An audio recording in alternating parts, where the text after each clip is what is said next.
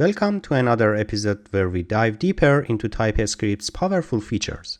Today we're exploring advanced generics and utility types, essential tools for creating flexible and reusable components in your code. Generics in TypeScript allow you to create components that work over a variety of types rather than a single one. This adds flexibility to your functions, classes, interfaces, and event types. Here, the identity function is a generic function that works over a range of types.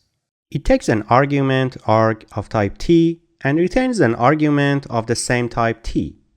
You can see how it can be used to pass different types. Generics are also incredibly useful with classes and interfaces to define a common set of functionalities.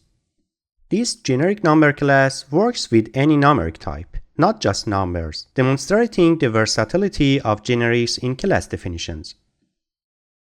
Moving on to utility types, TypeScript provides several built-in utilities to manipulate types in useful ways, enhancing type safety and functionality. Partial makes all properties of a type optional. Readonly makes all properties of a type read-only. Record, a utility to create a type with a set of properties of a certain type. In these examples, partial to-do allows for creating to-dos with any subset of properties from to-do, while read-only to-do ensures that the to-do object cannot be changed after its creation.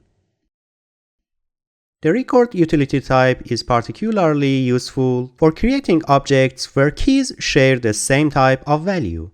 Here, cities is an object where both keys and values are of type string, representing city names and their corresponding countries. Today, we've unlocked just a fraction of what's possible with advanced generics and utility types in TypeScript. These tools empower you to write more robust and maintainable code. If you found this tutorial helpful, you can get the complete course on Udemy, where you will find code assignments, quizzes, and more detailed lessons to enhance your TypeScript skills. The link is in the description below. Check it out and take your learning to the next level. Don't forget to like, subscribe, and hit the notification bell so you won't miss any updates. See you in the next video.